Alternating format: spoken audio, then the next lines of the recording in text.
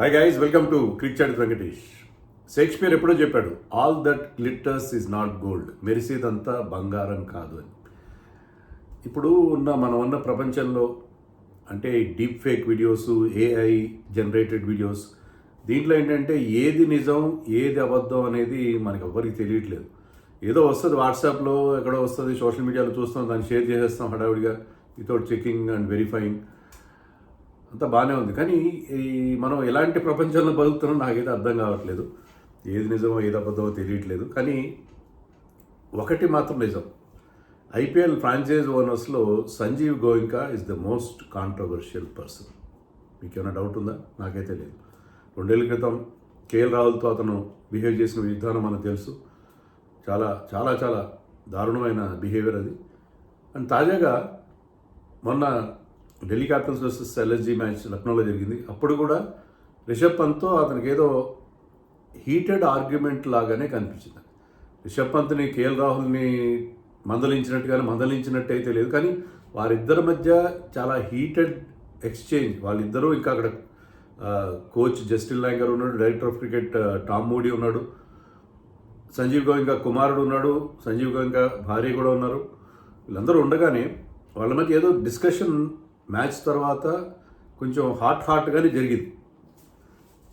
Rishabh Pant was saying something, అది నేను చూడలేదు, ఎందుకంటే నేను మ్యాచ్ అయిన వెంటనే నేను వీడియో చేస్తాను కానీ చూడలేదు. కానీ తర్వాత మనకి సోషల్ మీడియాలో వాటిలో కనిపించిన వీడియోస్ ఆధారంగా నేను చెప్తున్నాను. నేను నెక్స్ట్ డే మార్నింగ్ నేను సుమన్ టీవీకి ఏదో వీడియో చేస్తూ నేను వాడిని అడిగాను అనమాట, మళ్ళీ అదే సీన్ రిపీట్ అయిందా, రాహుల్ని మందలించినట్టుగానే, రాహుల్ మీద దుర్భాషలాడినట్టుగానే పంత్ మీద కూడా చేశాడంటే మనం అప్పటికి నేను ఫోటోలు మాత్రం చూశాను. ఫోటోలు చూసి మనం ఒక నిర్ణయం రావడం కరెక్ట్ కాదు అని చెప్పి నేను అనడం జరిగింది. కానీ ఆ వీడియోస్ చూసిన తర్వాత కూడా నాకేం పెద్దగా అనిపించలేదు. ఏమైందో మనకు తెలియదు కదా, అక్కడ వాళ్ళు ఏం మాట్లాడుకున్నా మనకేం తెలుస్తుంది. రాహుల్ విషయంలో అయితే ఆ బాడీ లాంగ్వేజ్ క్లియర్గా మనకు చెప్తుంది ఏంటంటే, రాహుల్ తలదించుకునడం, ఆయన ఏదో స్కూల్లో ఒక స్టూడెంట్ని ఒక టీచర్ బాగా కోపడినట్టుగానే ఉంది. ఇక్కడ ఏంటంటే ఇక్కడ మనకు అలాంటి క్లియర్ ఎవిడెన్స్ లేదు. కానీ తర్వాత ఏమైందంటే ఆ డ్యామేజ్ కంట్రోల్ మెజర్స్ స్టార్ట్ చేశారు లక్నో సూపర్ జైంట్స్ వాళ్ళు. ముందు ఆయన ఒక ట్వీట్ పెట్టాడు సంజీవ్ గోయింకా, ఇది లాంగ్ సీజన్, గెలిపోవటంలో చాలా మామూలే, ఐ హ్యావ్ ఫుల్ ఫెయిత్, నాకు పూర్తి నమ్మకం ఉంది మా క్యాప్టెన్ మీద, టీం మీద అని పెట్టాడు. ఏంటంటే అది మొదటి డ్యామేజ్ కంట్రోల్, నష్ట నివారణ చర్య అంటారు తెలుగులో, అది ఒకటి. తర్వాత ఒక వీడియో రిలీజ్ చేశారు వాళ్ళు. ఆ వీడియోలో ఏంటంటే రిషబ్ పంత్ ఏదో పెళ్ళికి వెళ్ళినట్టుగా నడుచుకుంటూ వస్తాడు స్టేడియం అదే గ్రౌండ్లోకి. ఎక్కడి నుంచి వస్తున్నాడో తెలియదు, నడుచుకుంటూ వస్తాడు. అక్కడ వీళ్ళందరూ ఎవరైతే మనం అనుకున్న వీడియో దాంట్లో ఉన్న same characters, Tom Moody, Justin Langer, Sanjiv Goenka wife, తర్వాత సంజీవ్ గోయింకా కుమారుడు, వీళ్ళందరూ అక్కడ ఉంటారు. వాళ్ళందరూ రిషబ్ పంత్ రాగానే సంజీవ్ గోయింకా అతన్ని ఆప్యాయంగా కౌగిలించుకుంటాడు. తర్వాత వాళ్ళందరూ ఓహోహో అని నవ్వుకుంటూ ఉంటారు, ఏదో మ్యాచ్ గెలిచినట్టుగానో లేకపోతే ఏదో సంథింగ్ వెరీ నైస్ హ్యాపెండ్ అన్నట్టుగా వాళ్ళు నవ్వుకుంటున్నట్టుగా వీడియో రిలీజ్ చేశారు. అంటే ఓవర్ యాక్టింగ్ చేశారు basically.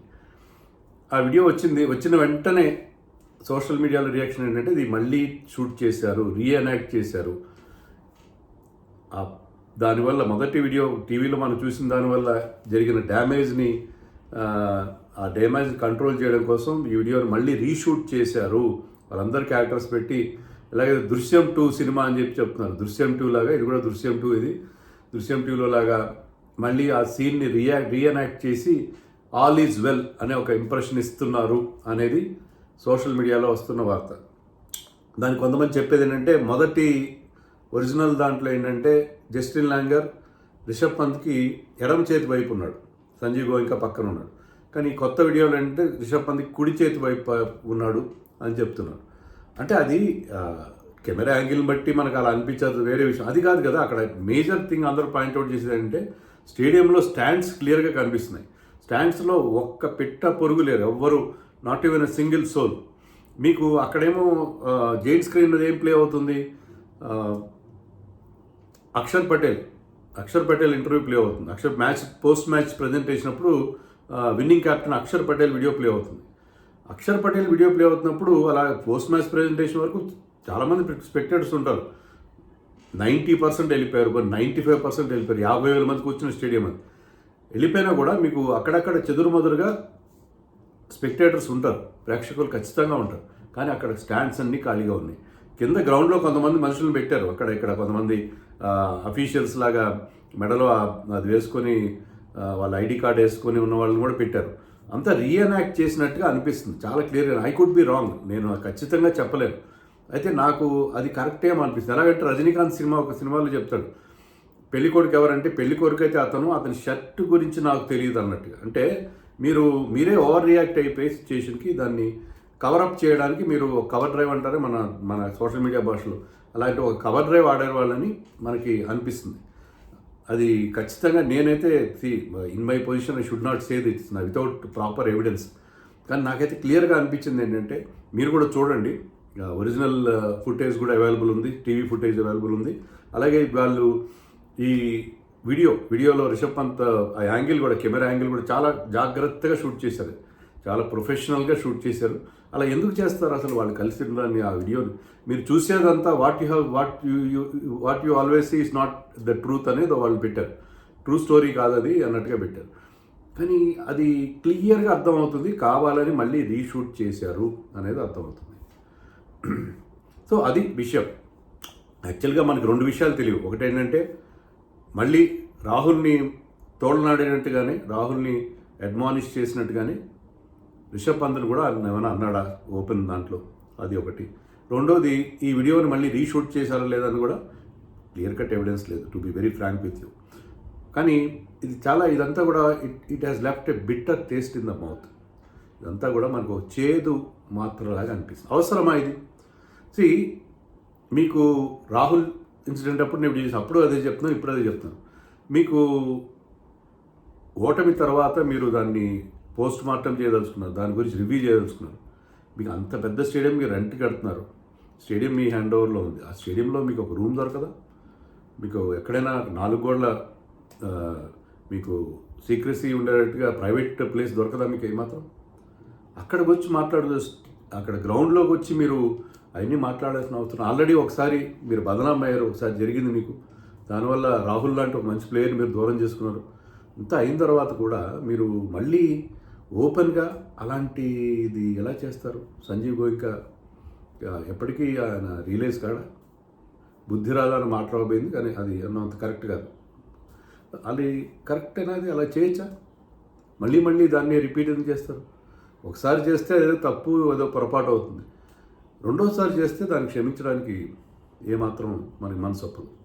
Rishabh Pant India captain చేసినవాడు, రాహుల్ ఇండియా క్యాప్టెన్ చేసినవాడు. వాళ్ళకి they have got a stature, they represent India. వాళ్ళ విషయంలో ఇలా ఇప్పుడు ఓనర్స్ 1,000 కోట్ల రూపాయలు ఇన్వెస్ట్ చేశారు. వాళ్ళు ఎవరినైతే వాళ్ళు ప్లేయర్స్గా తీసుకున్నారో వాళ్ళని ఏమైనా అనడానికి వాళ్ళకి అర్హత ఉంది, వాళ్ళని క్వశ్చన్ చేయడానికి, వాళ్ళని సంజయ్ చేయడానికి కాదు. కానీ there is a place for everything. Proper ప్లేస్లో మీరు 4 గోడల మధ్య ఏమైనా అనుకోండి, మీరు ఏమైనా తిట్టుకోండి, మాకేం అభ్యంతరం లేదు. ఓపెన్గా ఇలా చేయడం అనేది కరెక్ట్ కానే కాదు. బేసిక్ థింగ్ ఏంటంటే, ఓనర్స్ ఇలా బిహేవ్ చేయడం ఏమాత్రం కరెక్ట్ కాదు. మనకి నేను గతంలో కూడా చెప్పాను, షారుఖ్ ఖాన్ ఎగ్జాంపుల్. షారుఖ్ ఖాన్ గురించి చాలామంది ప్లేయర్స్, వరుణ్ చక్రవర్తి లాంటి వాళ్ళు ఏం చెప్తారంటే, బాగా ఆడకపోయినా భుజం తట్టి ఓకేలే ఈ మ్యాచ్ బాగా పోలేదు కదా, నెక్స్ట్ మ్యాచ్లో విల్ పర్ఫామ్ బెటర్ అని చెప్పి భుజం తట్టి అంటారంట. షారుఖ్ ఖాన్ అంటే ఒక సూపర్ స్టార్ వచ్చి అలా మాట్లాడితే ఎంత హ్యాపీగా ఫీల్ అవుతారు, వాళ్ళ కాన్ఫిడెన్స్ వస్తుంది.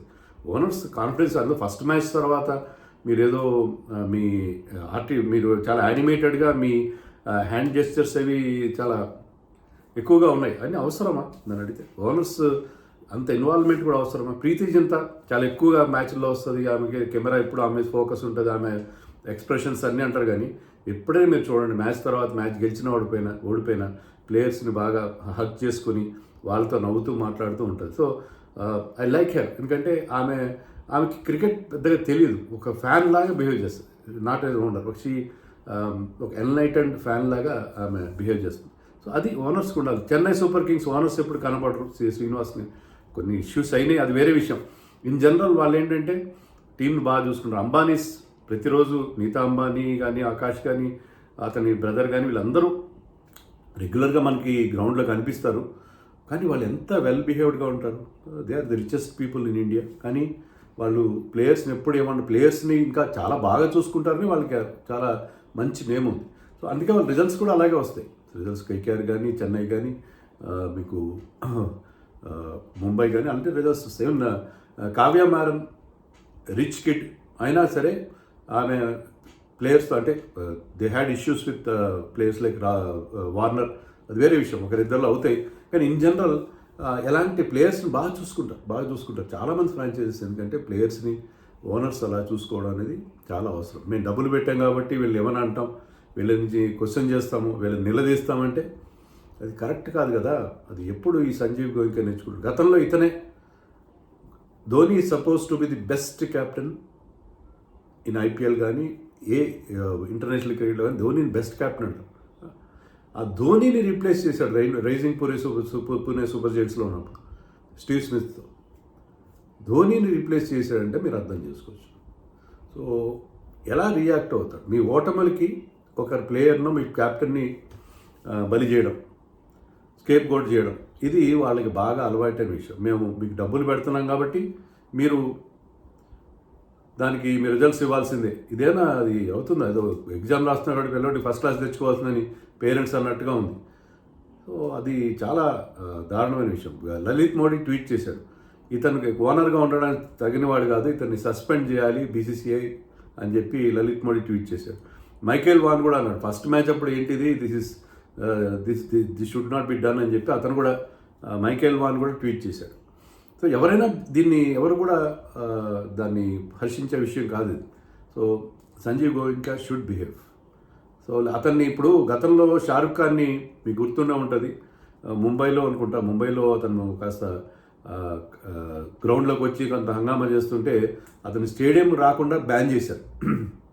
సో అతనికి అక్కడ లోకల్ అసోసియేషన్ గొడవైంది, స్టేడియంకి రాకుండా బ్యాన్ చేశారు. అలాగే ఈ సంజీవ్ గోయింకాని సరే అతను ఓనర్ కరెక్టే, కానీ స్టేడియంకి రాకుండా మ్యాచ్ వాళ్ళ టీం ఆడుతున్నప్పుడు స్టేడియం రాకుండా బ్యాన్ చేస్తే బాగుంటుంది నేను అనుకుంటున్నాను. మరి ఈ హోల్ ఎపిసోడ్లో మీరేమనుకుంటున్నారు? అసలు ఆ వీడియో రియల్లా కాదా అనేది మీ అభిప్రాయం చూసి నాకు కామెంట్స్లో చెప్పండి. నాకైతే అది కావాలని మళ్ళీ చేసినట్టుగా అనిపించింది. అది అంటే వాళ్ళ ఓవర్ యాక్షన్ చూస్తుంటే వాళ్ళంతా ప్రేమగా అంతా చాలా ఒకరి మీద ఒకరు బోళ్ళంత ప్రేమ కురిపించుకుంటూ బోళ్ళంతా నవ్వుతూ ఆ రకంగా మాట్లాడడం అనేది ఖచ్చితంగా అది మళ్ళీ తీసినట్టుగా అనిపించింది. మరి ఈ హోల్ ఎపిసోడ్ గురించి మీరు అనుకుంటున్నారు నాకు కామెంట్స్లో చెప్పండి.